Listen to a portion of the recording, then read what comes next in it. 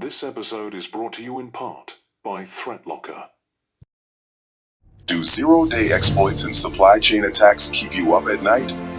Worry no more. You can harden your security with ThreatLocker. Imagine taking a proactive, deny-by-default approach to cybersecurity, blocking every action, process, and user unless specifically authorized by your team. ThreatLocker helps you do this and provides a full audit of every action, allowed or blocked, for risk management and compliance. Onboarding and operation is fully supported by their US-based support team. Stop the exploitation of trusted applications within your organization to keep you running efficiently and secure, protected from ransomware. Worldwide, companies like JetBlue trust ThreatLocker to secure their data and keep their business operations flying high. To learn more about how ThreatLocker can mitigate unknown threats and ensure compliance for your organization, visit threatlocker.com.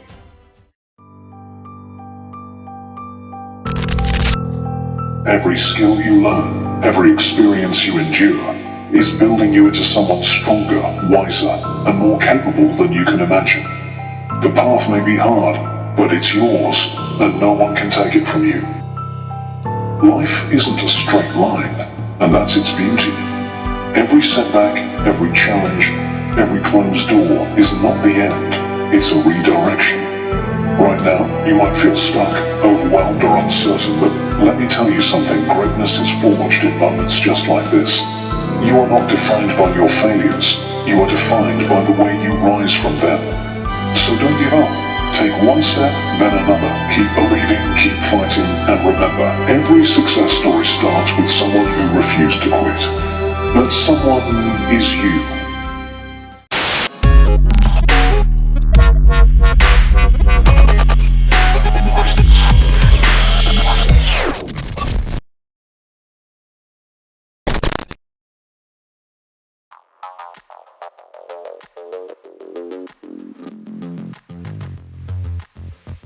Episode 13, Bridging the Cyber Skills Gap with Jessie Bolton.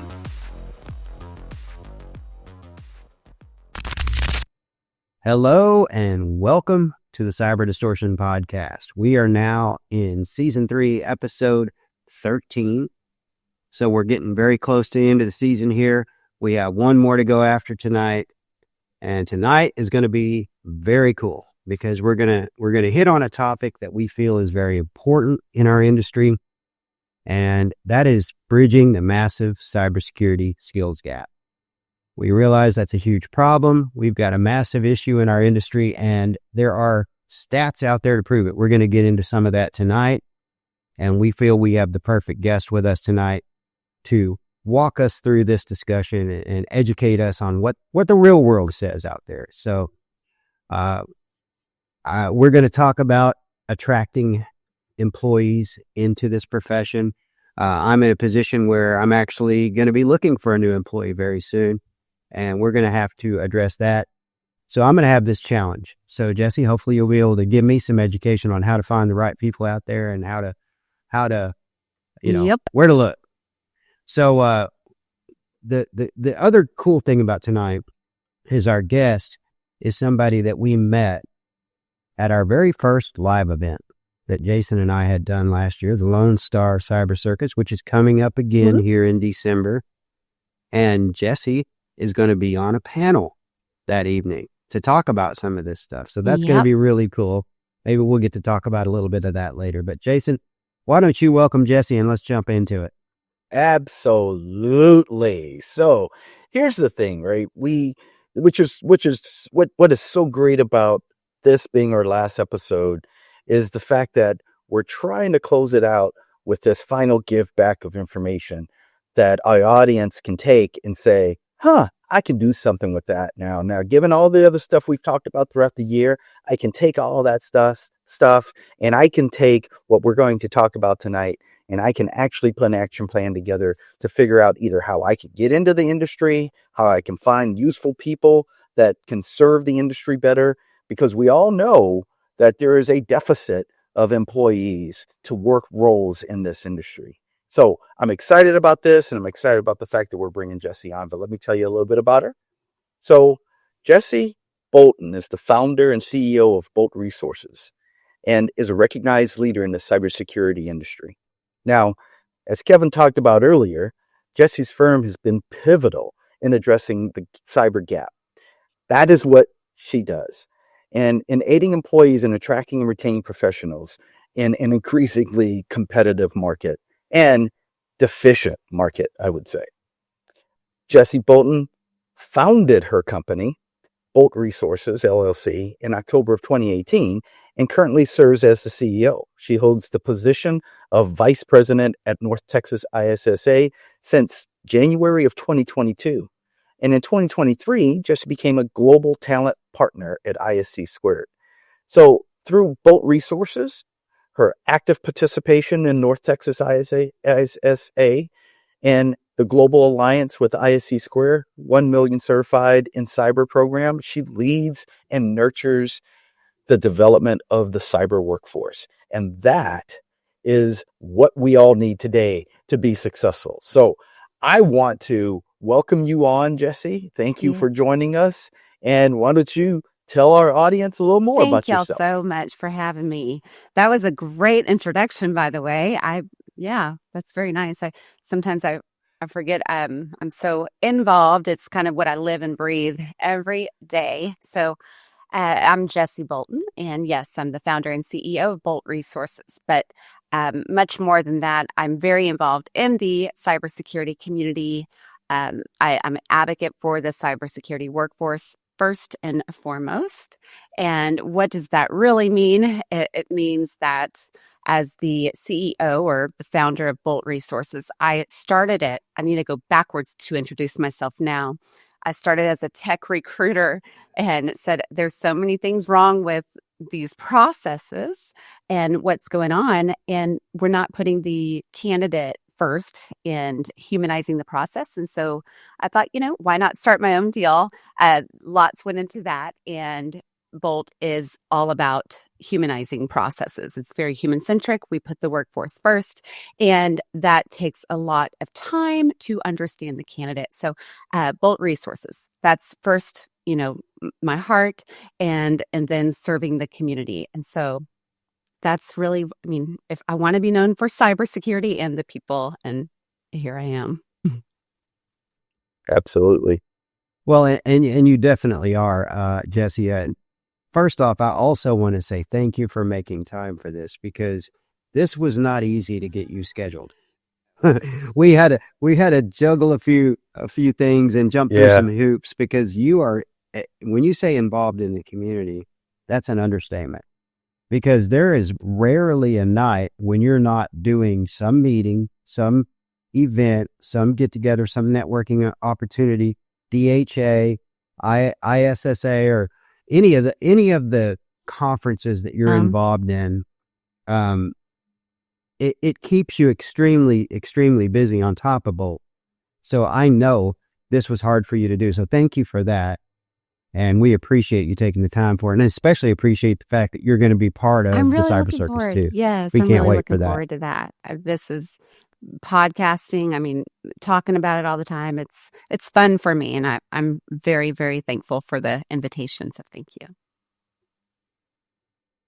Yeah, well, it's sometimes it's hard to find the time. Jason and I are trying to do this stuff around our full-time jobs. It's not always easy, right, Jason? Yeah, no kidding. One thing you were just saying about that was you enjoy, podcasting, talking about it, being a part of this community, giving to the community, doing all of those things, and even taking some of the stuff that you and I talked about offline earlier about how when this is your passion, when this is something that you really are into and enjoy doing, you do it the majority of your time, and it's hard to take a step back from it sometimes.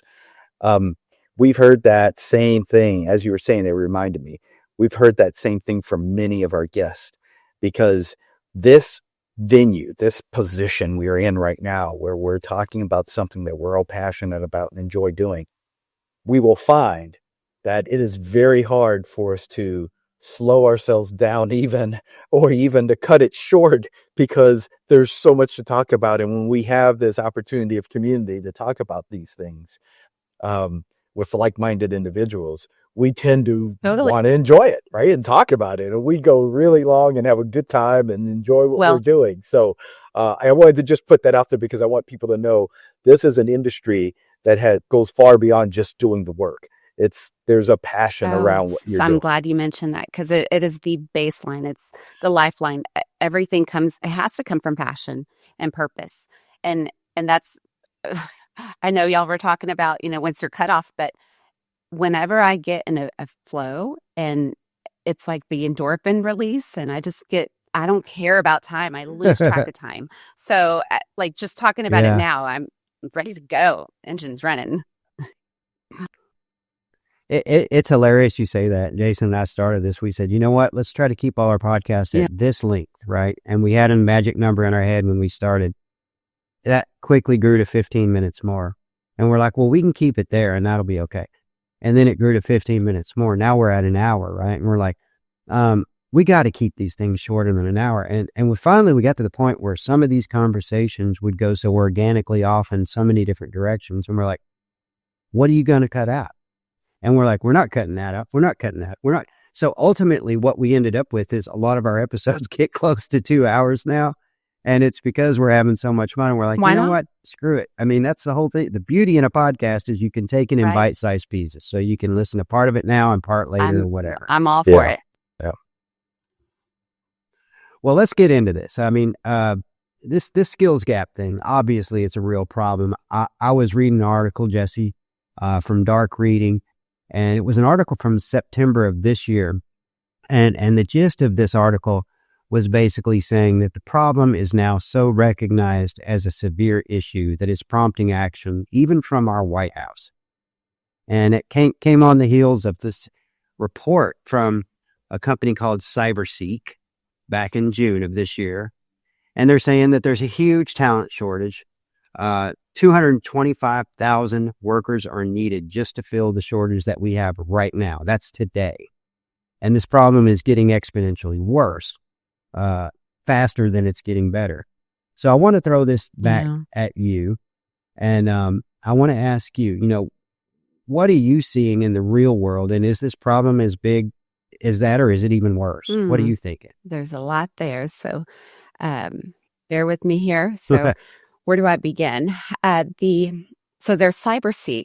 Lightcast they provide the research and the data for CyberSec. And I'm actually pretty good friends with Will Marco, who is their VP, their researcher, and he breaks it down very well. But there's also ISSA2's cyber workforce study. They go that's a global research or study. And so you think of, on a global scale, we're at like almost 5 million, right? And then we're in the US, we are leading in the gap. And we can talk about, so CyberSec, they go by on, various research points or data points, but it's really, those are open jobs that we're looking at, right? Are those open jobs? You got to look at the data. Right. What's behind the data is what I like to talk about, and then compare it to what the workforce, what hiring managers are talking about, what their needs are, and then what the workforce, what things look like. So where I'm going with this is there's open jobs, but those aren't necessarily, I guess, actual jobs that are there. And then you've got to look at, why do we have a gap? So if the question is, what do I think about it? There's all kinds of crazy data out there, but it's so crazy, I think, to look at, 5 million jobs or 5 million, we need 5 million people to fill these gaps, or, there's this many jobs and we can't find people. I think there's a whole lot of misconceptions, and we keep talking about the problem and we're not doing anything about it. We're kind of going round and round chasing our tail. And I'm looking, so I'm talking to the actual, the talent every day, all day long. And I'm not just talking to entry-level talent. I'm talking mid-level to architects to CISOs, and they can't find jobs. They've been on the market for 6 months. That's interesting. To a year, and they can't find jobs. Yeah. That's interesting. So if there's such a shortfall, and if the data supposedly supports the fact that there's this huge shortfall, and I'm hearing the same thing you just said, by the way, Interesting story. I'll not sidebar just a little bit, but this is interesting enough to at least tell it. I'm coming home from a trip recently. Are you sure about that, Kevin? Are you sure about that? It is. Yeah, it is. So I'm coming home from a trip. My Uber driver's talking to me and he says, "Hey, what do you do for a living?" I told him what I did. And he said, "Oh, that's interesting. I'm kind of laid off, but that's what I did too." And I'm like, "Oh, okay. Well, at least you've got the skill set, right? You're doing this part time. I know. How's the job seek going?" And he said, "Terrible." And it kind of supports what you're saying, is that he had put in a resume several times, but he kept getting beat out by a very small number of candidates that were more qualified. This guy had 15 years of experience, right? And he said that the job market really just isn't there like everybody thinks it is. And he's in DFW. Right. And Dallas is a hub for tech and cybersecurity. So it begs the question, what is the actual problem? And CyberSeek, their Lightcast data also, they quoted, what was it? It was like only 7% of entry-level talent. So 7% of cybersecurity workers were hired directly after completing their education. 7%. So here's what we're doing crazy. Is preaching about how badly we need this talent. Go get your degree, go get your certification, and then get your hands-on experience. And then once you have 3 years, then you'll get a real job. Or go get your CISSP and then we'll hire you. Or outrageous, what we call unicorn job descriptions. And so what will happen, and the data shows all kinds of this, but I'm just going to talk from like facts on really what reality is right now, is we have these brilliant minds, brilliant talent out there that are getting the experience or have the experience. They're getting their degrees and certifications. And we've been in this gap for 5 years, 6 years already? So yeah, at least. Yeah. At what point are we going to stop telling them what to do and hold ourselves accountable as hiring managers, talent acquisition leaders, HR? It's not a you problem, it's a us problem, And so I think that it's very imbalanced. We have thousands of graduates that cannot find jobs, and we have a lot of single moms trying to figure out what to do. I've been talking to lately that are like, I'm trying to do everything I can. What can I do differently? We have providers of homes, and we're not just talking like young folks trying to break into the industry. And that's also something to consider, is demographics and, generations. We have Gen Z that, they're hungry and ready to go. And we have other people from other countries trying to get a job here, getting their education. Where do we draw the line?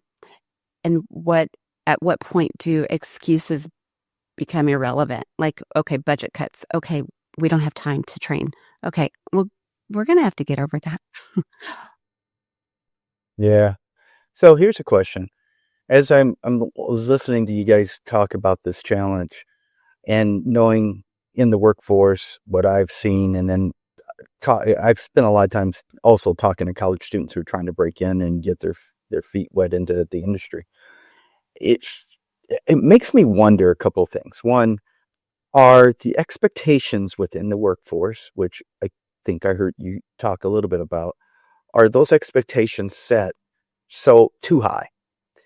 And to the point where it doesn't allow for people to break in easily and learn or get the skills they need on the job. They have to come into the job with these skills. And even if they have partial skills, there's still limited opportunity in the workforce for people to accept them in so that they can learn. And then on the other side of that bridge, it makes me wonder if the expectations for those coming out of college or those seasoned individuals who are looking for jobs are also a little high, and yet they're reluctant to come into a position that maybe they can acquire today, but their expectations are, well, that's not what I'm getting into this workforce for, right? And their expectations are higher than that. But my question would be, one, what are your thoughts around that? Do you believe that might be true? And then I want to take it somewhere else. So let's start there. Yeah. So expectations both on the hiring side and the workforce, there definitely is Yeah. imbalance. So we can start with employers. Their expectations. So there's traditional ways of hiring, and you're thinking, hey, and I can quote data, but their expectations is more for the mid-level, to senior managerial level. They want that person to have the IT, the tech knowledge, the soft skills, the leadership, the know-how, the certifications. I mean, the list goes on. Those are realistic. It's, that we're all in agreement that you have to have these skills in order to protect the organization efficiently or effectively. Yeah. And so, but the thing is, there isn't enough of that out there. And then what they're expecting for education, traditional, yes, credentials, you need to have all of that. But and this goes back to, we have people that are looking for jobs right now that cannot find them, that are well equipped to be defenders of an organization. And so what are these? And still on the employer side, and I'm going to hope not to go too far on a tangent here, but that is the problem. That is the problem. It is an imbalance of expectations on the employer side. And so what does that mean? It means there's a lack of clarity in between departments. So if you're a CISO and your HR leader, or you're the recruiter that you're working with, if there's not a clear line of communication and clarity on what is actually needed, so skills, right? Hiring for skills. If you're not putting that as top priority, you're risking losing talent or skipping out on talent in the hiring or recruiting process. So establishing a clear guides on what they're hiring for, but that's not going on. So what's happening really is HR is screening, recruiters are screening for what they think that is needed. There's not enough communication on the back end. And so you're getting candidates that they go through the whole interview process. Maybe they do have it, and then they end up not getting through the CISO. Or you get a job description that is 5 different jobs in one, and you're thinking you're going to find that candidate and you're just going to wait a few months and you'll get it. But because someone doesn't have something in their resume, you don't know how to look at the resume. So it's a process problem. It's a training problem on the recruiter's side too. And there's just a list of things we can get back to. I can keep going if you want me to. So let me ask you on the other side then, like for candidates coming in, like candidates coming straight out of college or looking to get into the field, what would be like the craziest like expectation that you might have heard that you're just like, oh my gosh, you really? Do you really believe that? Where'd you even get this stuff from? Right? What would that, tell us about what some I of will that. tell you, and I think maybe that's an assumption, that they have high expectations. The folks that are going through it and going to school for it, they don't have unrealistic expectations. They're aware that, yes, some of them will blindly, I get calls all the time, hey, I want to jump into cyber. I want to break into cyber. And I break them through, right? I walk them through this. It's rare that I hear salary as number one. I want to make a lot of money. Even the stats on CyberSeek, if you look at it, you're going to make 6 figures right out of the gate or entry level. That isn't realistic, but the people that are new to the industry, new entrants, are not expecting that high of salary. They'll work for free. So that's just not, unless you're already, 4 years in, you're not going to expect a high salary. A lot of them don't.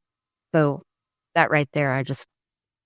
So flip that the other way though, Jessie.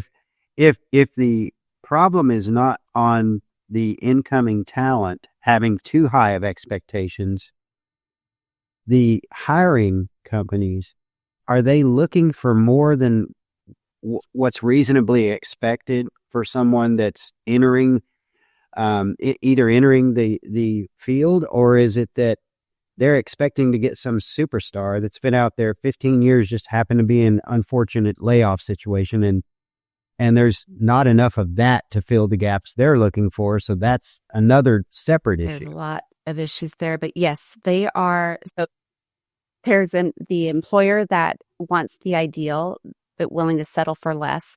And the new entrant, the newbie, the cyber newbie, he or she is willing to go do anything. They have the credentials. Let's say they have their Security Plus, they have a CEH, a certified ethical hacker. They're kind of mediocre when it comes to, pen testing maybe, or being technical. And I'm going somewhere with this, but there ends up being a completely misunderstanding, because here they are, they have their bachelor's in cybersecurity. The employer is willing to talk to them because they have maybe a year of their own experience. They've trained themselves. They can speak the lingo a little bit, but you have your adaptable skills, your soft skills that cannot be communicated in a resume. You can't demonstrate soft skills in a resume. And then what will happen is they get on the phone, or they get on the Zoom call or interview, and they're awkward. They don't turn on their camera. If they do go in person to their interview, they don't know how to, maybe they don't clean up, or it's not as important. No one has guided them in how to present themselves, Right. or they don't have the experience of networking, going to in-person events to practice those communication skills, or they don't know how to speak on or articulate what they want to do in cybersecurity. How, let's say a SOC analyst, the day in the life of a SOC analyst, they wouldn't be able to really articulate. So they may have the technical skills, but they're not speaking it and demonstrating the soft skills and how to apply, what they know to Right. business. And Well, that takes it one Yeah. step further, though. Is that targeted? Is that a targeted issue associated with cybersecurity generally, or is that the new age of candidates coming in? The style of these candidates Well, coming in, to that because point, I've seen it too. in and out of the cybersecurity industry, where students who are coming into the technical fields, their approach to coming into the technical fields is much different than students of Oh, yeah. even 15 years ago. And if you go back even 20 years ago, it's much different than then. Now, some of the expectations we had back then, even some of the things we were teaching people back then on how to break into a professional field were different. But is that more of a symptom of the fact that we're just going to see that more in all technical fields? So this isn't just the young generation. There's, I think it's important to point out that a lot of talent is being overlooked because of their ethnicity, their name, an accent that maybe they hear, an age. Ageism is definitely a problem. So there's this underlying, boiling over issue that nobody's really talking about. There's a subconscious bias that plays into, the way recruiters will look for talent, or organizations.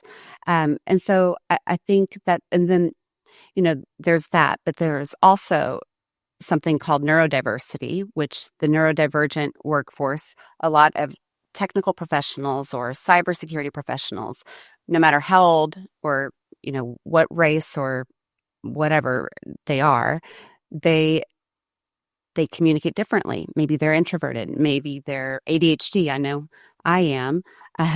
But there needs to be a little bit of cushion. Yeah. So it's up to, at the end of the day, all of this is up to the employer to adjust their processes, adjust their criteria, not to be so accommodating that, oh, I'll just hire whoever. No, but to adjust to the modernization of the workforce, like, what you were talking about. So there has to be some balance. Well, and you hit on something earlier with the awkward comment. They'll come in, you'll be doing the interview, and there's this awkwardness. And I think a big part of that can be blamed on the fact that we're coming out of a pandemic that has changed the way acceptable work-life balance plays out in everyone's life. But a lot of larger corporations have now gone to the hybrid workforce or work from home. Some have gone to a completely full-time work from home.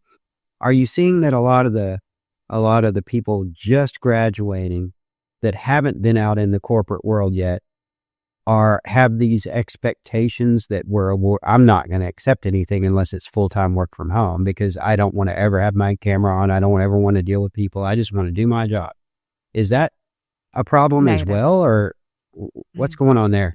Yeah, and I'm glad you're asking these questions because it demonstrates exactly the misconceptions. So I talk to so many college students who are hungry. They'll go into the office. They don't give a flip. They'll do whatever it takes to show and prove themselves.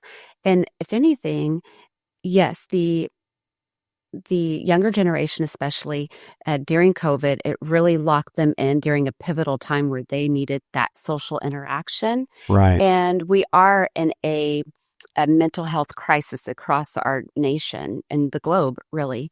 And a lot of, that bonding and how do you connect? They don't really need that, nor do they want to. And I'm not speaking for every cybersecurity professional, but a lot of them don't thrive in that. They thrive by being alone, and they actually work better remote, but they're willing to adjust. And I've met a lot of introverted professionals as I coach them when they're transitioning into the workforce from going to college or from one industry or profession to another, that they are very coachable, but they need someone to believe in them. And so that's why it goes back to the employer. I know this is it can get pretty sappy. I preface things with love. I can be pretty harsh and direct, but it really comes down to how can we adjust our leadership style, right? As recruiters, hiring managers, CISOs, HR, you name it. How can we enable and empower them to feel comfortable, to bring it out? We got to stop expecting the workforce to do everything.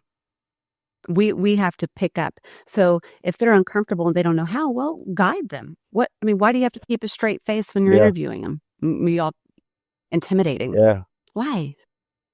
Yeah. Right. Yeah. That's interesting you say that because my leadership style forever has not been the traditional, what I felt was the traditional style, and on purpose. I've learned over the years as I was breaking in and trying to find opportunities and grasping to the few opportunities I can get to the next level. I've learned a few things that I don't want to push down to others as they're getting into the industry. And that's one of them. Like if I'm in an interview with someone, I am going to be as real and as honest as I could possibly be because I'm having a conversation person to person. I'm not having an interrogation potential employee to a minor that you might not be at my level kind of thing. And I do that on purpose because I want the employee that is going to be coming in to feel comfortable that when they have challenges that they can come to me or whoever they're reporting to and express those challenges. If I can't do that, then that person is going to be isolated and they're going to stay in isolation. So you have to start to break those barriers down early and in order to get the full potential out of every individual that comes into your organization. Beautiful. Yes. And that is everything to do with attracting and retaining talent right there. The saying that people leave managers, not the actual organization, is everything. And as we demand more from the workforce, we have to remember to level up our style of leadership or management as well. We can't sit there and say, you're going to do it all, because the world has changed and perspectives have changed. And going back to, you know, the awkward feeling, it's not everybody, but people naturally will get nervous, especially if they're new to the industry. Empathy is very important, and compassion. So whenever I am interviewing a candidate and I get them, I already know I'm making an allowance, if you will, for where they might be. So I'm not judging them right off the bat. Like, I'm going to break down the barriers first, connect, ask them how they're doing it, remind them that, hey, I'm not here to judge or whatever. I don't say that specifically, but just letting them know, hey, I'm on your side. I want to get to know you first. I don't look at their resume, which is another thing. And maybe I'm going off on a tangent here, but I first start with looking at them and having a talk, and then we get technical, and it's amazing how much they open up after that. Yeah. Yeah. Well, Jessie, before we get into our first break, I'd like for you to kind of break this down for us in as simple a terms as you can. When you consider things like soft skills versus technical skills, or even past experience, let's say it's not necessarily someone right out of school, and then certs. Like, if you had to break those three elements, soft skills, technical skills or time on the job, and certifications, how would you say, if somebody came to you and said, hey, I'm looking to get into this field, where should I spend the majority of my time honing my craft? How would you break those three elements down, and what advice would you give? Yes. You're mute. We're going to add one more aspect to it. Not only that, we're also going to say they came to you and said, I saw the Cyber Distortion podcast and I want to be like Kevin Pentecost. What can I do to be like that? I love it. God, I love it. Oh, that's fun. That's an element we can do without there. I can see why. But how did y'all get into cyber? Like, back in the day, you don't go and get a 4-year degree or a PhD in cybersecurity. It wasn't common. And how do you do it? You lead by passion. I always start with, I ask them, what do you want to do in cybersecurity? If you cannot answer that clearly, then you have a lot. You have to start there. So you have to start with the why, you have to start with what, and then reverse engineer. Okay. So and then let's say they want to be a pen tester. Some of them, they just want to be a penetration tester or an ethical hacker because they saw, whatever cool, badass movie they're with. And Mr. Robot. Saw Mr. Robot. Now I want to be a hacker. I do think it's amazing. I haven't told people this, but a lot. When I was a tech recruiter, I wanted to experiment with the whole idea of getting in cybersecurity myself. And so behind closed doors, I positioned myself to get to know security analysts. And of course, I had already interviewed them. But one in particular, I said, hey, what would I need to know? And he and I went on a journey for a few months. And he took me to Armor Defense, here in Dallas. And it took me on a little roundabout in there, introduced me to everybody, gave me a book on, something for dummies or whatever. And I was like, okay, hell no, this is not it. Like, I cannot even read this stuff. And I said, okay, it's not for me. And so I say that because you got to understand what the various domains are in cybersecurity to understand what you want to do and get an idea to articulate it. And so when I end up showing them the NICE framework, so if y'all are familiar, I start there, and a lot of them have not seen it before. And so, when they're going to school for it, they aren't deep diving into one domain. They're just kind of getting a generalization of everything and fast. So I break that down, and then they kind of get an idea. But if they're not technical, if they can't code or whatever, I don't take them down that road. But in general, I will recommend they know what they're talking, they know how to, what they want to do. And then I ask them a little bit about if they like working with people or, kind of their soft skills there. Yeah. That's important. Because Yeah. if you don't, Yeah. you may want to, if you want to be in the corner all day and behind the scenes, there's jobs for you there. But at the end of the day, you got to have teamwork Mhm. and you have to be curious. And so we dive into the soft skills, because if you're going to get into cyber, no matter what, your ability to analyze, problem solve, and keep on learning, because it's like a river flow of information all the time. Revolving Always door changing. of information, isn't it? And then the high pressure of, work-life balance at the beginning, you may not have that. And when I first started working, Right. I was the first one in, last one to leave. And that is the mentality you want, and service to the organization, because you're proving yourself that first year. And so where do you begin? Where do you start? I have a lot of people fresh out of another profession. They don't know where to begin. And so I tell them, go Google, network. What is the OSI model? Go start there. You go to your 7 layers, each layer that needs security, right?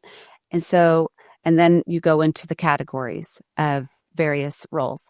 And then there's certifications per role, but then there's that standard. No matter what you're going to do or where you want to end up, you got to start at an analyst position, a tier 1 support role, right? And then you work on your Security Plus, or you're certified in cyber through ISSA 2. And then I recommend, of course, if it's pen testing, your OSCP, whatever security, I can't remember that one. Your CEH. Yeah, there's so many, so I'm not going to rattle all of them off. But cloud, you want to be your CCNA.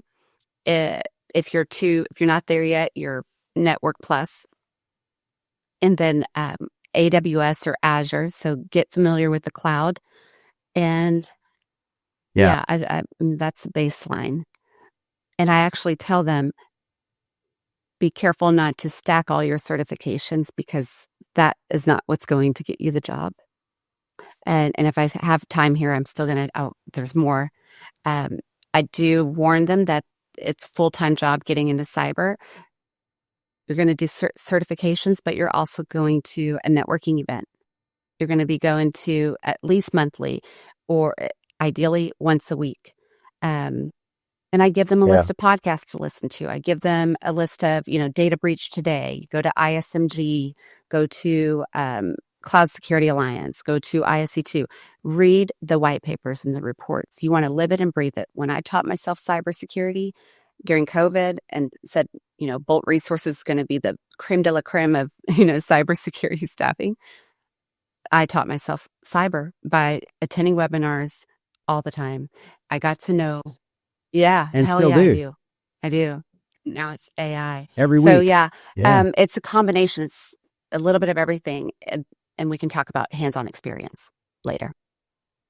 Yeah, that makes a difference, right? Because in people recognizing the fact that this isn't just a job, it is a career, and it is something that will become you, and you will become. And through that process, that's what makes you better at not just the role you're playing today in cyber, but the role you might be planning to play in the future. That's what's going to help you get there. One of the things I recognized when I took the CISSP, and I had been in technology for quite a long time prior to that, which is what benefited me when taking the CISSP. But I recognized how thorough the CISSP is in the world of computing, not just cybersecurity. Because what you have to understand is, in order to do cybersecurity very well, you have to understand all aspects of computing. And that takes time, right? So unless you were there from the beginning and you've worked your way through all of this stuff and paid your dues in pain as you've went through your career to learn all this stuff, you're starting from scratch and you're trying to cram it in and get it done in a short amount of time. And that just doesn't happen. So it's hard to do, right? So how do you do that? You have to live it and breathe it and understand it and participate in it and get into community with people and all of and those things. to add a little bit more there is a lot of new, if they're very technical, they want to go straight to the CISSP or they want to go straight to, prove themselves. I'm like, wait a minute, you want to understand the foundation because it's everything. But how do you practice that? Do the capture the flag, hack the box, get into these, build yourself a home lab. You want to experiment with it and then go to Discord, join the communities, the forums and kind of test yourself, because if you don't have that hands-on experience, you can at least, there's hiring managers that will hire you on your Hack Me score. They'll look at that. Yeah. Oh yeah, that's a great point, because if there's a lot of people that we've looked at through the interview process, and we'll bring in young talent pretty often when we're looking to fill the entry level roles, and we're like, all right, so what is it you want to do? And to your point, Jessie, we're asking them, why do you want to be in cybersecurity? And the way they answer that tells us a lot. Tells us if they're really in this because they're passionate about the field, or if they're just in it thinking, well, there's good money in it and it's a steady job. I don't have to worry about being laid off once I get in. If you're in it for those reasons, you're probably not going to stay in it. No, that's everything. But we will look at people a lot of times that don't have their first, they don't have on-the-job experience. They've never worked in a SOC. They've never been a help desk. And ideally, you want somebody that's got those skills, or you're going to have to start them there, right?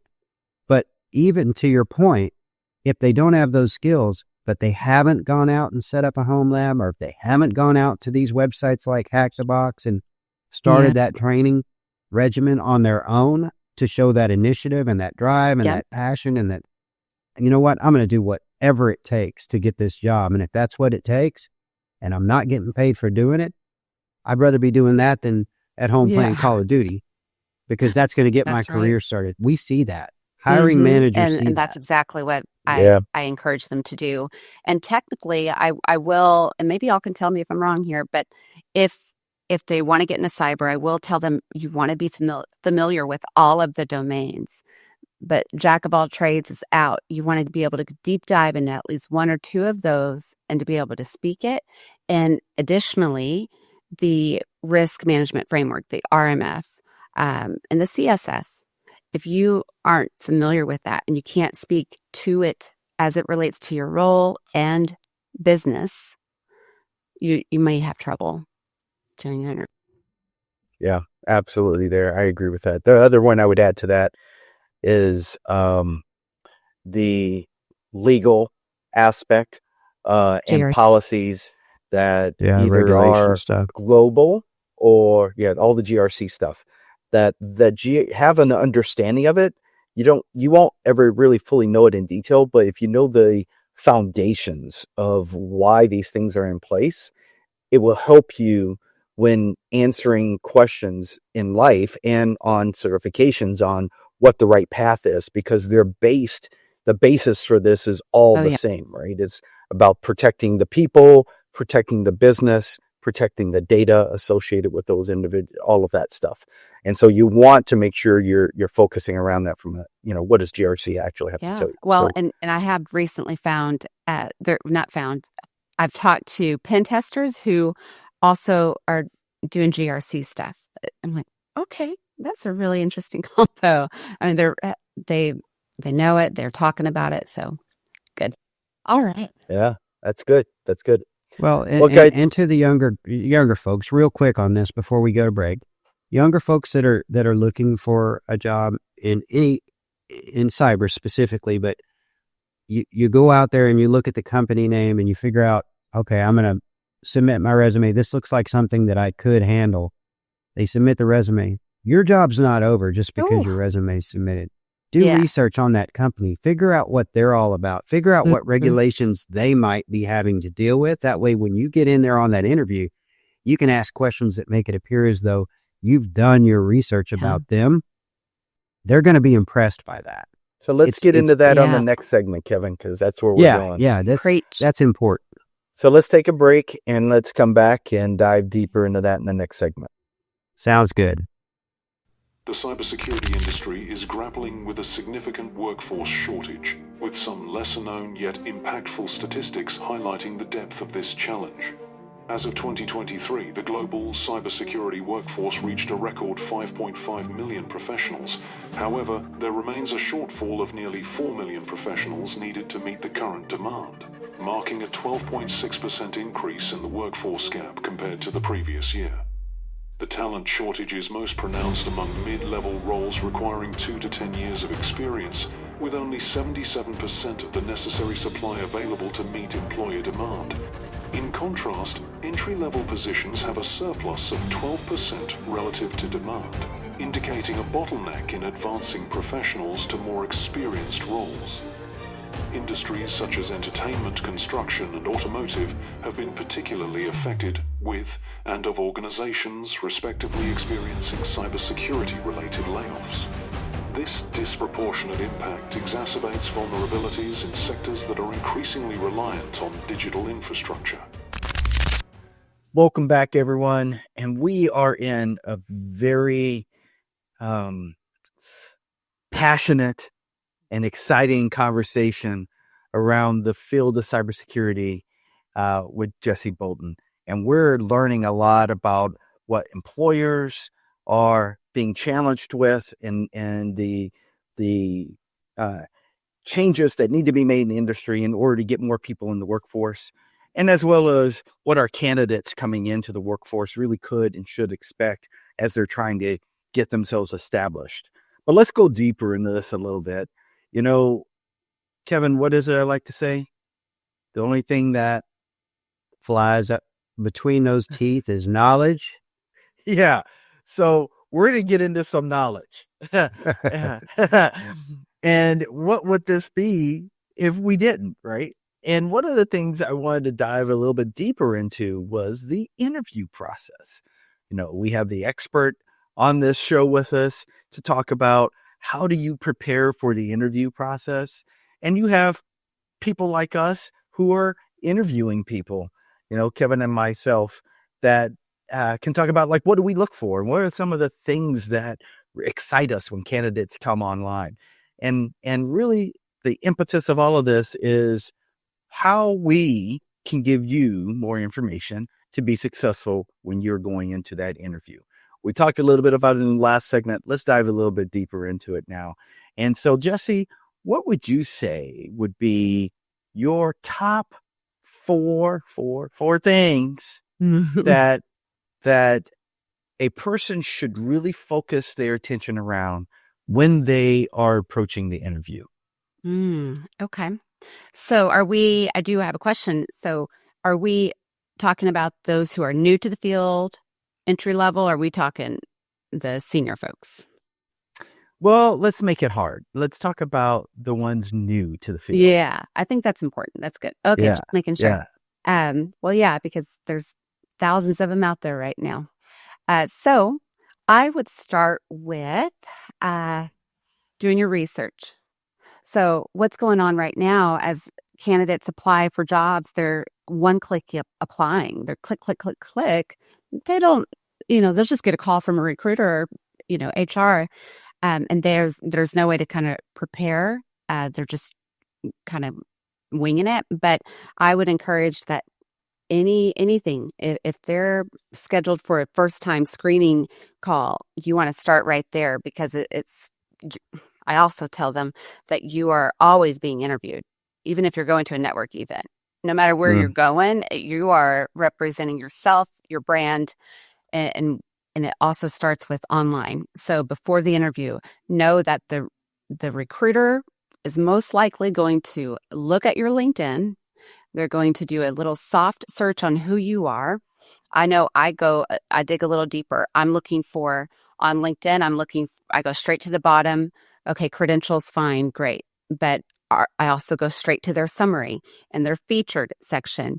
Are you demonstrating passion and talking about it? What's your activity like on LinkedIn? So I'm doing like a pre-screen.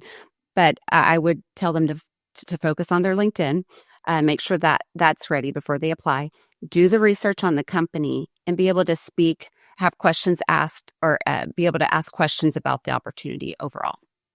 So that is the prerequisite to interviewing, period. So here's what's interesting about that. A lot of what you talked about, and I want to draw the lines between a couple of things. A lot of what you talked about is get online, okay, and do some work. And that work is look up the organization, understand who you're interviewing with, do your homework there so that you are prepared to say, this is how I can fit into your organization. Right. Because that's what they want to know, right? At the end of the day, even if they ask you that or not, tailor your questions that way, your answers that way, because that's really what they want to know is how are you going to fit into my organization? But equally, they are doing that research, right? They turned around and they got online, they're researching you, and they're looking up information that you've posted online and you've done to represent yourself. Mm-hmm. So the lines that I'm drawing here is it's equally important that you do your work to figure out who they are because they're doing that work to you. And then secondly, that you made a very good point around, you're always being interviewed. Your opportunity to represent yourself is there 100% of the time. That's what you're doing, is representing yourself. One of the things I think that new candidates need to recognize is that this isn't really the first time they are representing themselves. Mm-hmm. They represent themselves every time they do another post online. Right. They're presenting themselves to the public. This is, look at me. This is what I've done. Whether they know it or not. Yeah. Mm-hmm. Regardless if they know it or not, that's what they're doing. So this can be an extension of what they've already have done online, but it's also, to that same point, be aware of what you're putting online. Oh, definitely. Right? Because that can also work against you, right? Absolutely. And I do. It does work against some folks, but depending on, I would say personal branding and building your network prior to your interviews is going to be complementary. And I can talk a little bit more about that, but I'll focus on the interview process, preparing.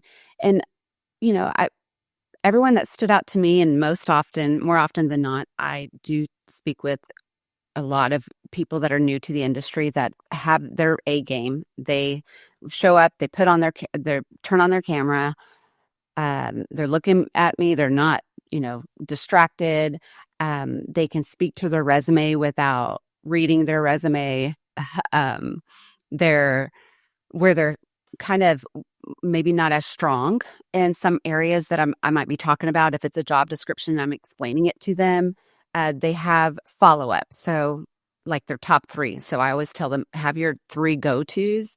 No, I don't know that, but I do know this and I can do that. Balance your quote unquote weaknesses with your strengths and focus on what you can do. That's a good point. And your soft skills. And give stories, have a story to tell about each strength or what you're claiming to be good at. I like that. And that kind of leads me to the next one is passion and drive and how that comes out in a candidate's interview process. Yeah. So you made a very good point to remember is balance those weaknesses with your strengths. One of the things I like to look for, and probably for me, my biggest driver in all of tech, doesn't matter what role in tech I'm trying to hire you for, my biggest driver is I'm about 40% technical, and the rest is I want to know you as a person and what your capabilities are. Not what you already know, but what you are capable of doing. And understanding what you're capable of doing partly is how you balance your weaknesses with your strengths. Yes. Being able to say, okay, no, I really don't know that part, and being able to be humble and honest about that and come back and say, but I do know how to do this, this, and this, and I've had success doing that. That's a powerful statement for me. And the second part to that is if I can hear your hunger and your Mm-hmm. drive to want to do more, to want to learn, that's like the rest of the puzzle pieces for me. Because one of the things we know is that technology is not stagnant. Just because you know something today tells me nothing about your ability to be a great, career person in the future. It just tells me you're good at doing what's there today. But if you don't have that drive and passion to continue to learn and improve, then you're categorically the wrong candidate. Altogether. Because we are going to grow on this journey. We're going to learn, we're going to keep doing stuff, and we're going to be challenged. And you're going to have one opportunity in your presentation of yourself to them. You get one first impression. So when you're in that interview and your job is to sell yourself, think of that. Think of, how am I going to leave this interview knowing I left it all out on the table? I don't feel that I left any stone unturned. They know all about where I stand and how bad they need me in my mind, and how bad I feel I can help them by hiring me. Yeah, so one opportunity to do that. That brings me to something I have for you, Jessie. I was going to ask you this question. Knowing all of that, right? We're putting all that together.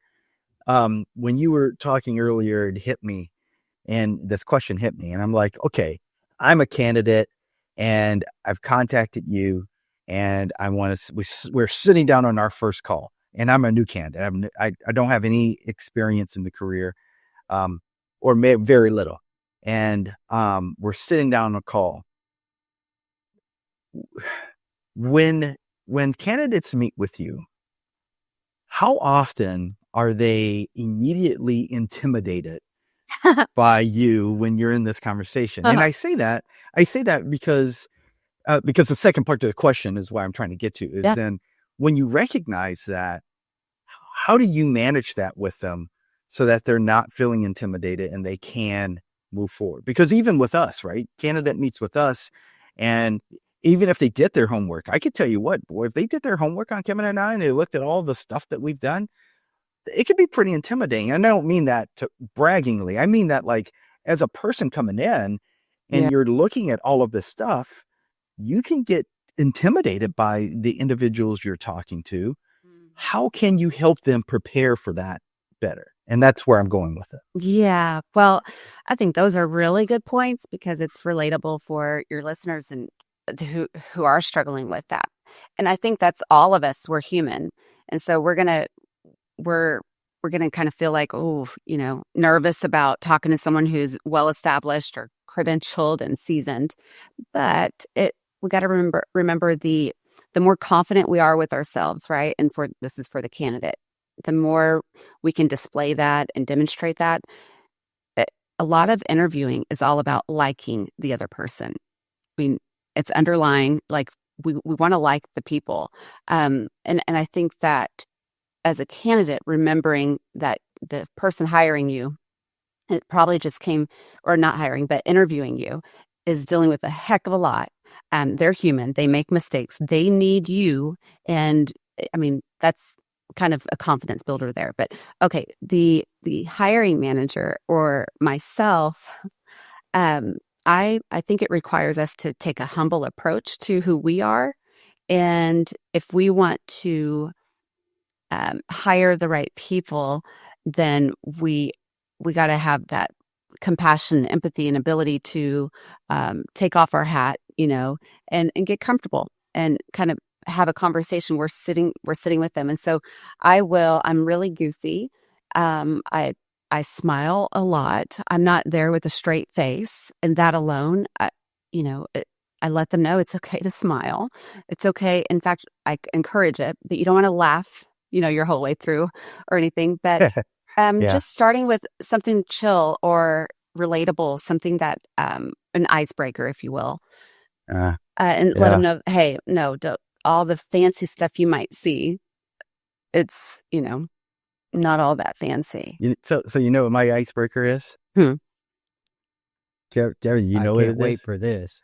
No, I don't know what it is. I can't wait to hear this. This is my nonsense. icebreaker. I just do this. I'm like, I don't know what you know about me, but I'm a CISSP. Oh, Oh my gosh. I don't do No, that. you don't. No. I've heard him do that on an interview. No, Oh, I'm just gosh. kidding. No, I've never been on That's an interview with funny. him. Oh my I, goodness. I don't know if my brain could take watching Jason interview somebody and pulling his That's shenanigans.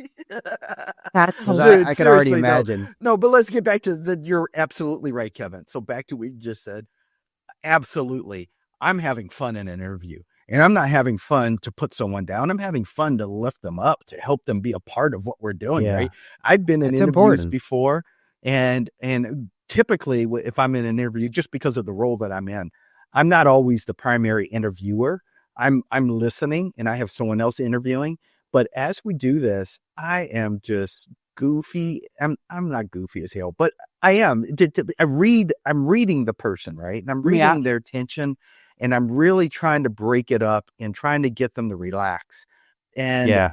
there would be times when I'm like, okay, I've got a question. And the question I have for them has nothing to do with the job. It is Yeah. all about like, what do you like to do for fun?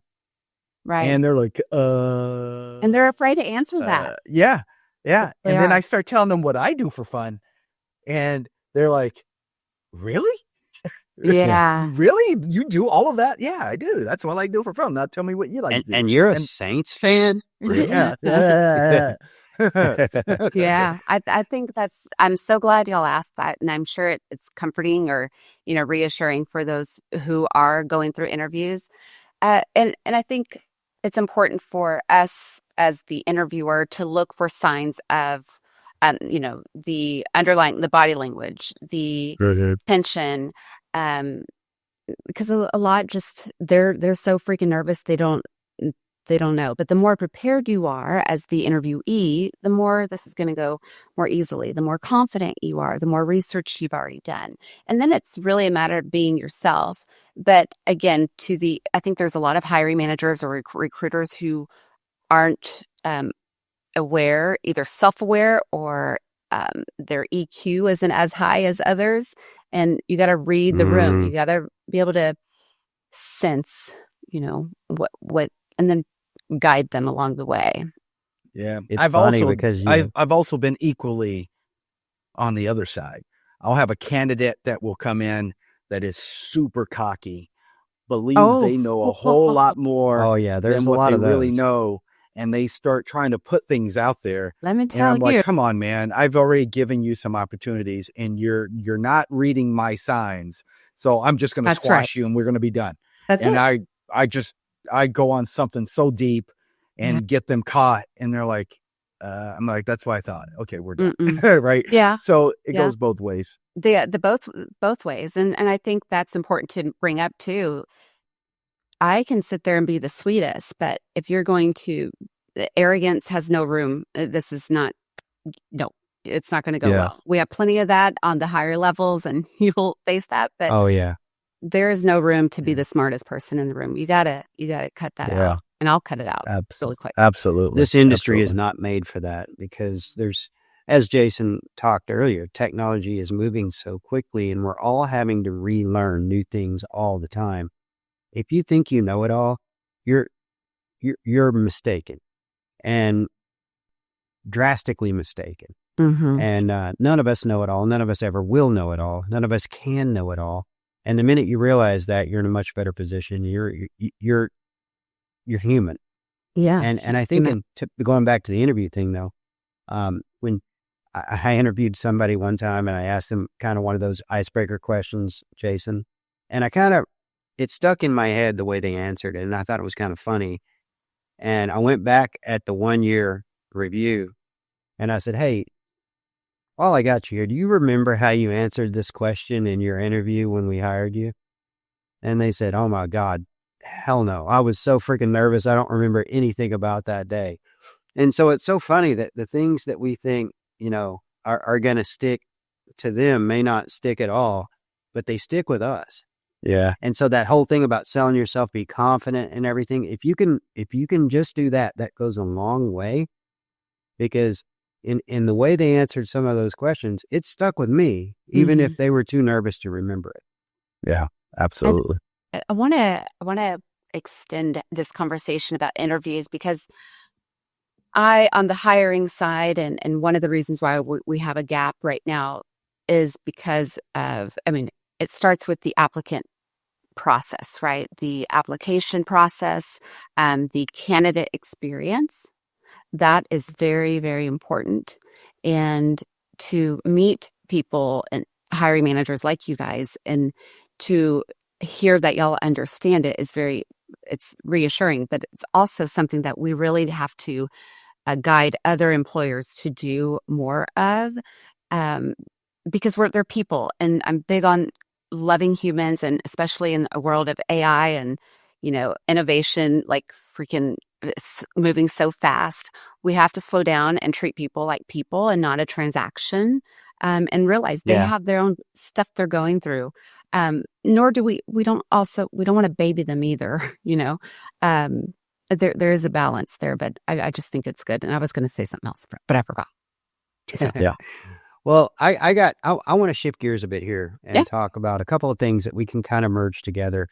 One of them being networking in your own space, in the area that you're interviewing in and the area that you're interested in for your career. So if it's cybersecurity, great.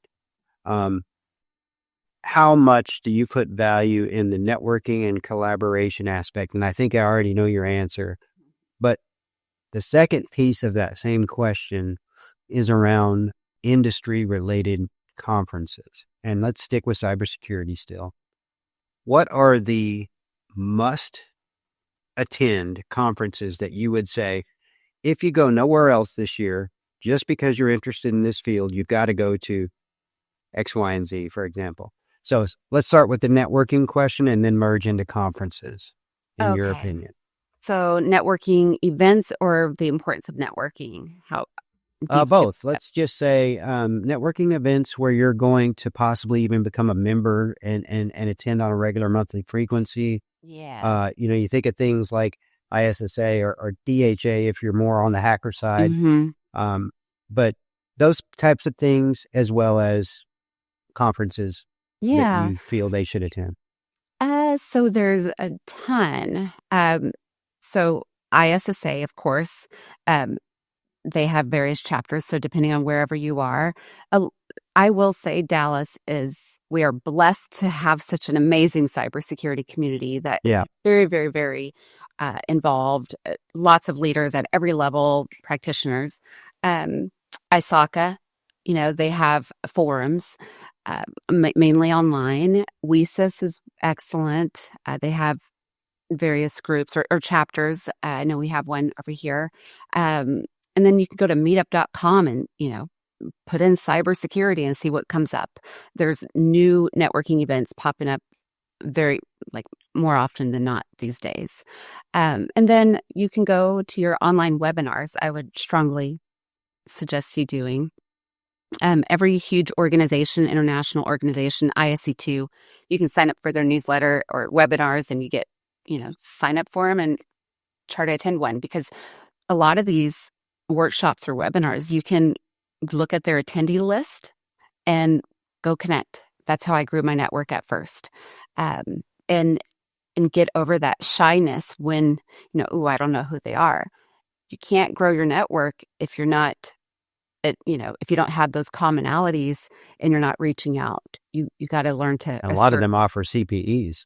Oh gosh, I would have so many CPEs if I so many. They sure do. And then besides Dallas Hackers Association, these are all a lot of networking events, but it can be intimidating too, right? So you don't have to go to all of them. And then when you go, like ISSA, we have a monthly lunch and learn. So it's every third Thursday of the month, and that's in Plano. And there's like 100+ that go, but you don't have to talk to everyone. I've seen a couple people stand in the corner, and that goes back to us as, people who are already in the industry. It's up to us to kind of go and say hello to those people who are, right.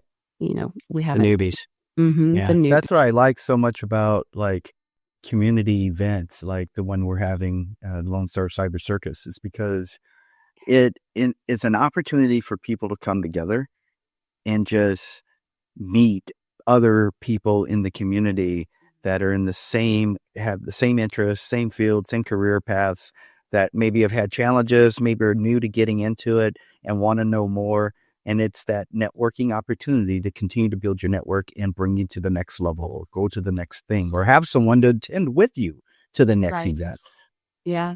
I've seen a lot of college students come together, and when you come in numbers, there's strength in numbers, right? And so it's just really cool to see them, Yeah. we're going to show You're up. less nervous when you can go with a buddy or two, right? Yeah. Yeah. Yeah. Okay. I What wish about I- conferences? What? I was going to What say, I about wish I had a conferences? buddy that wasn't so aggressive and forced me into cybersecurity. It would have been more nurturing for me Wait, to get into who? cybersecurity. Who are you talking about? I don't know. I don't know. Oh, Starts with a gosh. K. Let ends me with know. a I'm going to P. go talk to that person and straighten them out, Jason. That's just rude for somebody to do that. So conferences. We were moving to Yeah. conferences. Yeah, what are your Well, favorites? what favorites? So I can tell you this. I have not traveled to conferences because I've been raising my daughter and single mom life there, but I have heard where to go, and I go virtually. So Okay. I've gone to CSC, of course, our cybersecurity conference for ISSA. This coming year will be 13 years. So excellent. But also, RSA, DEF CON, Black Hat, those are more heavier on the cool hacker side, or RSA is good.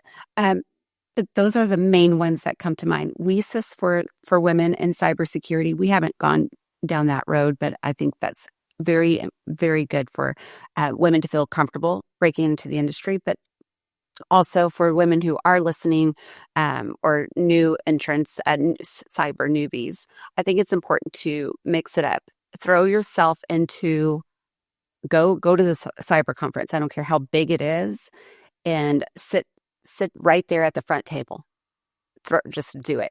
When I went to my first cybersecurity conference, I didn't know anybody, and I sat at the table and I took notes, and I did that to all of them. And that's how I met some of my closest friends in the industry now, is because they saw me nerding out and taking notes. I didn't really talk to anybody because I wanted first to know what I was talking about, right? So you're there to gain knowledge and then network. Yeah. Good advice. So let's talk about this. Yeah. Burnout and work-life balance. We talked a little bit about this when we first got on, Jessie. You and I were talking about being so busy, all the things that we're doing and that. But the story still is the same in all industries and all careers and work areas. There's needs to be a balance of work-life balance so you don't get burned out. And this is especially true here because you can very so much just get beat down with so many challenges that you physically feel it. And what would be like, I mean, I'm sure you guys have both had to deal with this in the past. So like, what are some words of advice that we can give people? I think managers are getting burned out. CISOs are burned out. So, and then you have your staff, which a lot of are mid-level, they're taking on the brunt of everything. There's not really time they're trying to upskill or, learn or get the next certification, but they don't have time because they're short-staffed. Many organizations are short-staffed, and the managers, or they keep getting, their load is like bigger and bigger all the time. So really, it's hard for them realistically to find that work-life balance. And I think it's really what many reports are showing is that half of the cybersecurity workforce right now, so professionals working right now, are considering leaving the industry. And a lot of them are. So because, at what point does it stop? So what would I recommend is setting boundaries in the first place. And managers, you got to hire more folks, and there's a breaking point. At some point, we're going to have to hire more staff. But on the individual contributor side, it's okay to say no. you're not going to get fired for that. I would hope not. But during your what are those performance reviews or checking in, communicate with your hiring manager. And I say that, but then it's important for the hiring manager, or not the hiring manager, the manager to allow that, open door policy, Mm-hmm. try to make your teams feel comfortable coming to you about this, because it could be too much. And when they're quiet, when your employees are quiet, it's not always a good thing. You're going to want to check in with them, because they're going through stuff at home and all of that you've got to say no. You can work over the hours, but you got to be able to just say no. And I could talk about how I do work-life balance and what work. I think you have to have a hobby you go to. You got to turn it off. It's hard for me to turn it off. I know that. And we were talking about that earlier, but exercise. Going back to basics, take a walk, get out there. Music. My daughter, she's extremely smart and an athlete and all that. High pressure she puts on herself, but she taught herself guitar and piano last summer. Oh, and so cool. she'll turn to that. Yeah. Or tennis. I don't know how to play tennis. She does, but I pretend I know how. And we'll go play tennis, just get out. This past year, I promised myself that I was going to shut things off after a certain time, and it's been difficult, but in phases, little by little, I've started telling people, no, I'm not going to, I tap out, because my daughter, she's getting older. She'll be in college soon, and I need to spend time with her. So what are some of your hobbies? Hobbies. Yeah, here I am talking about that. And I don't know. No. I read a lot. I read and I work out. And those are my outlets. And I wake up a little bit early in the morning to give myself that first part of the day. It's everything. And then I slowly I do hypnosis, like meditation before. Oh yeah. Yeah. The kind of you do yoga and all that. You do the whole yoga thing. Yoga, HIIT classes. I have a German Shepherd and a Maltese, and so I walk them every day. And that takes 3 hours of total, between reading every day, journaling, and I like to think. So to make time for that is tough. Say what I've learned over the years. I have several hobbies, and that's helped me quite a bit.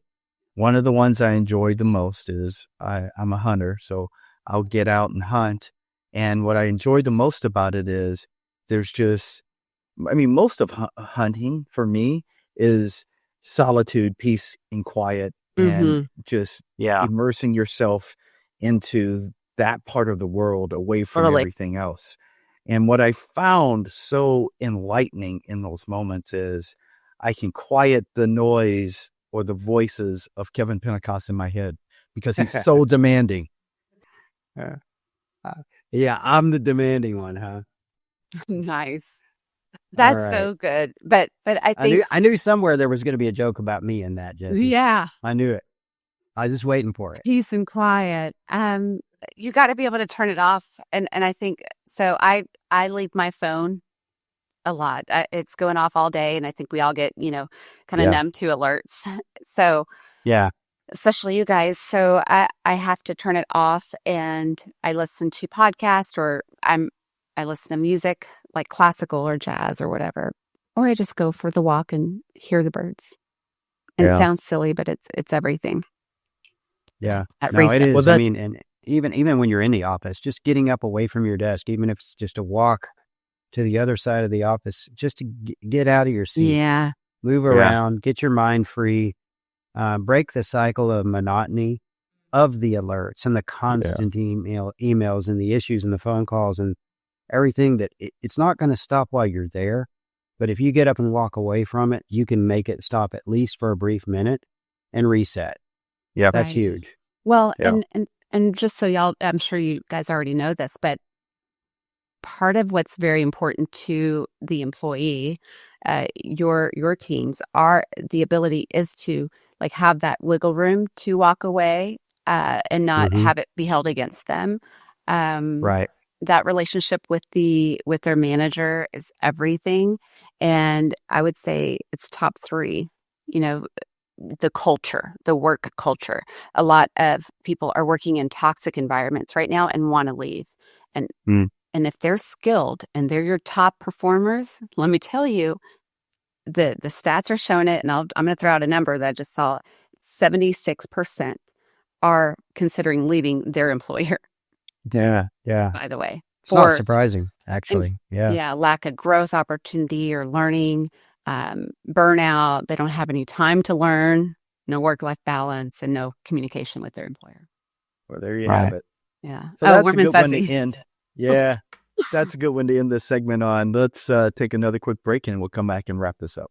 Yeah. Let's do it.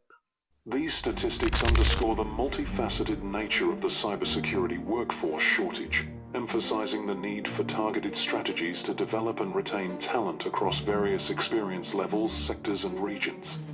Countries like China and India face substantial workforce gaps, with shortages of approximately 1.7 million and 800,000 cybersecurity professionals, respectively. These regional disparities highlight the uneven distribution of cybersecurity talent globally. A significant 34% of cybersecurity professionals report a lack of AI-specific cybersecurity skills within their organizations, making it the highest area of need. This gap is particularly concerning as AI technologies become more prevalent, introducing new security challenges that require specialized expertise. It's well documented that the cybersecurity skills gap significantly increases organizational risk. For instance, 70% of organizations report that this shortage heightens their vulnerability to cyber threats. Additionally, 87% of organizations have experienced breaches they attribute, in part, to insufficient cybersecurity skills within their teams. These statistics underscore the critical need for addressing the cybersecurity workforce gap to mitigate financial and operational risks.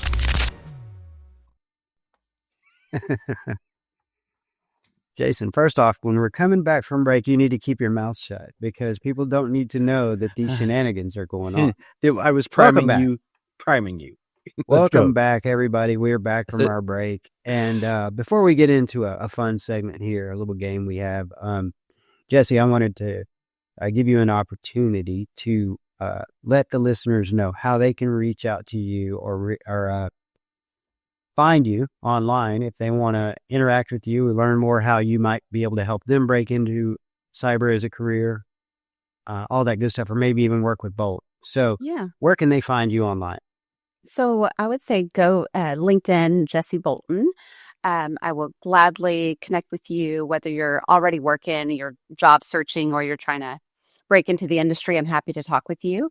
And if you're looking to hire, there's a lot of companies that just don't know where to start, or they already have a team, but they want to make it better. We do skills-based hiring programs and training and all kinds of fun stuff. So I'd be happy to talk with y'all. Or recruiters even, so www.boltresources.net, or you can follow us on LinkedIn, Cyber Careers and Coffee. I blog a lot and the podcast as well. So awesome. And you on Twitter? Yes, I am. Not as active though. Okay. I know. Okay. Twitter. Well, let's do this. Let's jump into our final fun segment of this episode. And the way this is going to work is you guys are going to compete against each other. You're going to try to beat Jason. Jason's going to try to beat you. This is all in fun. There are no real winners. And trust me, Jason normally loses. So don't feel bad if you do lose, because to be quite honest, you're going to be guessing a lot on these. So the way this is going to work is I'm going to read you guys a quote, and I'm going to give you 4 options, and you have to try to guess who said it. Okay? Simple as that. Who said the quote? And if the person that starts the question misses it, the other person gets a chance to try to steal. And then we'll move to the next question. First 1 to 5 wins. Who said the quote? All about fun, right? Yeah. All right. And by the way, the winner of this gets their first drink purchased by me at Lone Star Cyber Circus from the open bar. Yeah. All right. All right, here we go. So first quote. Let's see who's gonna. Jason, I'm gonna start with Jessie because she's the guest. Absolutely. But you'll have a chance to steal. So Okay. Jessie, this question comes to you. It's a quote from one of these people: Eric Schmidt from Google, Mark Benioff from Salesforce, Elon Musk from Tesla, or Jeff Bezos from Amazon. Who said, and I'll repeat those if you need me to, the internet is the first thing that humanity has built that humanity doesn't understand. The largest experiment in anarchy that we have ever had. Eric Schmidt from Google, Mark Benioff from Salesforce, Elon Eric Musk Schmidt. from Tesla. Eric Schmidt. Yes. I said that with confidence. Yeah. Final answer? Final answer. You got it. Yeah. Good. Nice job. Wow. Look at that. Okay. I get to go again Look at because I that. got it right. This question is, you know what? I'm making the rules as I go. You get the first chance since you You're not got it supposed right. to say that, Kevin. You're not supposed to say that. I'm making the rules as I go. Yeah. Hey, I'm buying the free drink. What do you mean? I make all the rules. All right. What's the next one? Okay, hold on. You know, right I now got- he's tailoring this next question for you, Like that so was it's too not easy. as hard. Oh, Yeah, no, because he would give yeah. me the hard one. Okay, yeah. Jason. Jessie, Yes. here's the quote. If you do build a great experience, customers tell each other about that. Word of mouth is very powerful. Mm-hmm. Who said that? Eric Schmidt from Google. Jeff Bezos. Oh my God, you remembered all of them before I even got down there to Jeff Bezos, who was D, by the way. And guess what? She got it again, Jason. She nailed it. Wow. Yeah. Look, I like how you're playing this. You're just not even going to let him play at all. Oh, This shoot. I'm is the way sorry. Oh, No, Jason, that's you were good. second? this is good. Oh, I Let's thought go. it's who says it first. I'm pretty I'm just impressed. I switching mean, it up now. I would have guessed just, it both No, you keep and would have going. missed both. You just All keep right, going. quote number 3. The secret to successful hiring is this. Look for people who want to change the world. Who said it? A, Eric Schmidt from Google. B, Mark Benioff from Salesforce.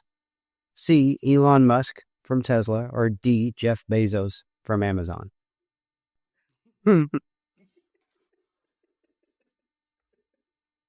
Jason, it's not your turn to guess. Oh, sorry. It should be. I was waiting for him. She got it right. Until she didn't misses say it. it. Okay. Oh, yeah. Go oh, ahead. She shoot. got the Okay. last one right. Okay. Remember, we made that rule. All right. Go ahead, Jessie. Yeah. I would say Elon Musk. That is incorrect. Jason, would you like to steal? A, Eric Schmidt, Google? Yes. Yes. That is incorrect, too. Neither one of you get the point. Oh, was Jeff B. Bezos. Mark Benioff said that Oh. Yeah. It from was B. Salesforce. I knew that. All right, we're going to move to the next question. Jessie, you still have the floor, Oh, as they lovely. say in the game show world. New quote. Never heard Do that what before. you love. Do what you love and success will follow. Passion is the fuel behind a successful career. Now, you got 4 new answers. Oh. Who said it? A, Brian Oprah Chesky Winfrey. from Airbnb. B, Eric Schmidt from Google. C, Meg Whitman from eBay. Or D, Drew Houston from Dropbox. Can you repeat the quote? Do what you love and success will follow. Passion is the fuel behind a successful career. And the the people? Brian Chesky from Airbnb. Eric Schmidt from Google. Meg Whitman from eBay. And Drew Houston from shit. Dropbox. A. Brian Chesky from Airbnb is incorrect. All right. Jason, would you like to steal? C. Meg Whitman is correct. You are correct, sir. So we have a 2-1 game going here. And Jason, you get the floor. Okay. Quote number 5. Don't worry about failure. You only have to be right once. A, Brian Chesky from Airbnb. Eric Schmidt from Google. Meg Whitman from eBay, or Drew Houston from Dropbox? B. Eric Schmidt from Google, B? Yeah, sure. Incorrect. Jessie, your chance to steal. Okay. And if I don't steal, Then the point just goes to nobody. okay. Next. No, I mean, I mean, you might as well try. You She's might as well like, try I to don't even want steal. to try. no, D. Oh, that's a good guess. Yeah. D. Drew Houston from Uh-huh. Dropbox. Yeah, Yeah. it's a good It is guess. correct. Yeah, see? It is correct. And that's why you want to steal, because what Yeah. have you got to lose? True. So now Mhm. you have the floor, Jessie. Yes. The quote is, the internet is the first thing that humanity has built that humanity doesn't understand. The largest experiment in anarchy. Wait, we already Don't did that say one. anything, Jesse. I was just going to say, Screw don't that even say one. anything. Screw that one. No, Jason, I I recognize. was going to let him go through the whole question Yeah. and answer it and then tell him. You know what happens when you copy and paste? Sometimes you forget to replace. All right, here we go. Mhm. What score? I'm not 3-2? 3-1. And yes, I'm keeping track of it. Okay. All right.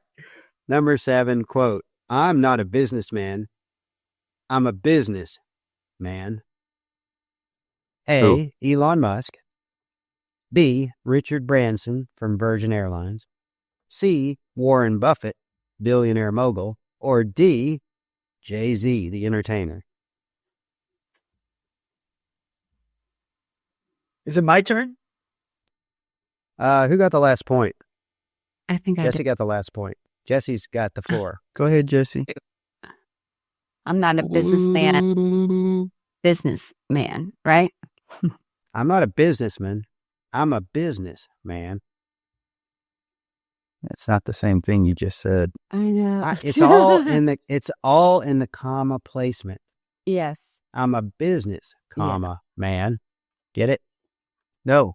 No. I don't get Yes, it. I do. Okay. So what is it? I want to I know say the answer.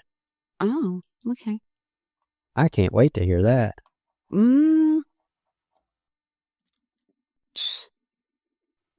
Sounds like some Jay-Z. Sounds You're like going to go somebody. Jay-Z? Yeah, I wanted to say Warren Buffett, but he would say something more. Jesse's on fire. She Yeah. nailed it. That one is Jay-Z. Yeah. Who would you have guessed, Jason? Man, I'm good. Jay-Z, man. I told you I knew the answer. Yeah, but I don't know if you're telling me the truth. That's two different things. Kevin, I could get all these right now if I wanted to. Oh, could you? yeah. Could you? All right. Yeah. We're gonna see. You We're let gonna me see if you win. get another chance. Because Jesse's destroying you right now. So. No, Jesse, it's nothing to Boy. do with you. This is all about Kevin. I have to make him feel better. Oh. All right. Next quote. Business opportunities are like buses. There's always another one coming. A, Elon Musk. B, Richard Branson. C, Warren Buffett. Or D, Jay-Z, the entertainer. It's my turn, right? Again. Mhm. Yep. Yeah, because I'm winning, right? Because you won the Hashtag last winning. point. Yes. You're up. A. Elon Hashtag Musk. A is incorrect. Oh, shoot. And now Darn it. the man that knows all of them gets his opportunity yeah. to just take the floor. Bring it. Tell me again. Tell me again. Business opportunities are like buses. Like buses, there's always another one coming. Who's the Yep. candidates? A, Elon Musk, who we know it's not. B, Richard Branson. C, Warren Buffett. Or Uh-huh. D, Jay-Z, the entertainer. Oh, really? I So am easy. going. So easy. I am going to say B. Richard Branson from Yeah, Virgin. Richard Branson. Jason, you crushed it, dude. All right. I'm proud of you. Thank you. This is not going to be a I- blowout like I assumed. Thank you. I try sometimes. And now you have the floor, sir. Okay. Here's your What can I quote. do for you? It's better to hang out with people better than you. I do that all the time. Pick out associates whose behavior is better than yours, and you'll drift in that direction. Okay. Gotcha. A, Mhm. Elon Musk. B, Richard Branson. C, Warren Buffett. or D, Jay-Z the entertainer? C. C, Warren Buffett? Yes, sir. Crushed it, sir. Another point. Wow. Nice job. You're on fire. Nice job. He's Thank so you. on fire. Thank you. All right, so we have a 4-3 game. This is tight. Boy. Going to 5. Quote number 10. Jason, you have the floor. Money and success don't change people. They merely amplify what is already there. New guesses. A. Oh, good. Thank goodness. Sheryl Sandberg, former COO of Meta. Will Smith, actor, entertainer. Beyonce, entertainer. Or Denzel Washington, entertainer. D. D, Denzel Washington, entertainer? Yes. You are incorrect. Jesse, you can steal the floor back here, and that's huge, as you've seen. Oh, man. The quote was, Money and success don't change people. They merely amplify what is already there. A, Sheryl Sandberg. By the way, the only technical person here, former CEO of Meta. Will Smith, the actor. Beyonce, the entertainer. And Denzel Washington, who we There's know only the answer one. is not. So if you didn't know this already, there's only one right answer. yeah. There is only one right answer. A. A, Sheryl Sandberg. Cheryl Can I get another chance at it? So here's the deal. Can I Here's get another chance at it? Jason kind of baited you there, and it's Yeah. almost like you fell for a fishing lure. I know. I don't know if I like that. I don't that's either. I think wrong we ought to answer. start over with that. I knew it was the wrong Questions. answer. I know the He right was answer. baiting you though, and he knew he could socially Dang it. engineer you when he's using his technical skills against you. That is just wrong. that is dude. not okay. See, okay. Hey, is the winner of this question like the winner? No, you're still one behind. Yeah, you're Okay, still one go. behind, mister. It's 4-3. You better get this to tie her up. Was the right answer Floor B? is yours. The floor is yours. Okay, Jason. Power is not given to you. You have to take it. A, Sheryl Sandberg. B, Will Smith. C, Beyonce. D, Denzel Washington.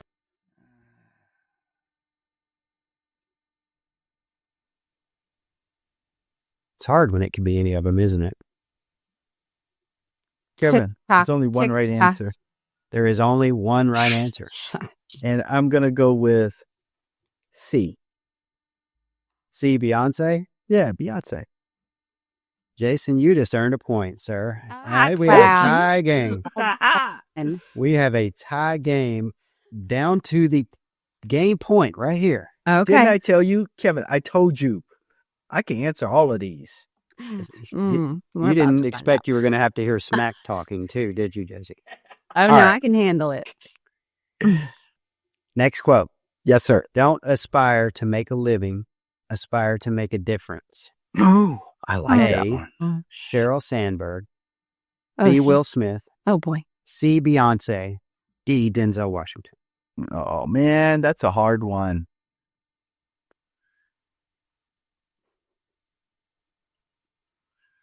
I'm trying to decide between two, and I'm going to go with D. D, Denzel Washington. Yeah, D as in Denzel. Jesse, do you think he's right? I don't think so. He's right. You got it. Yeah, who's Well, your winner? I think Who's that the it would be winner? fair to Yeah. ask a new question because then it was Hashtag, hashtag winning. because See- the ball was see- in his court. I didn't get to counter. I know. See, you should just. Wait a minute. That's We why should he have a asked you if- buzzer for the final question. Who gets it first? That's why he asked you if he thought you Oh, you thought I was Oh, right. oh, That oh. was your chance. And I was wrong. So Yeah. See? I tell you what I'm going to do for a bonus round. Jason, you did win. I'm not taking that away from not you. everyone gets a trophy. Okay. This one's for the second drink. And you guys can buzz in. All Okay. right.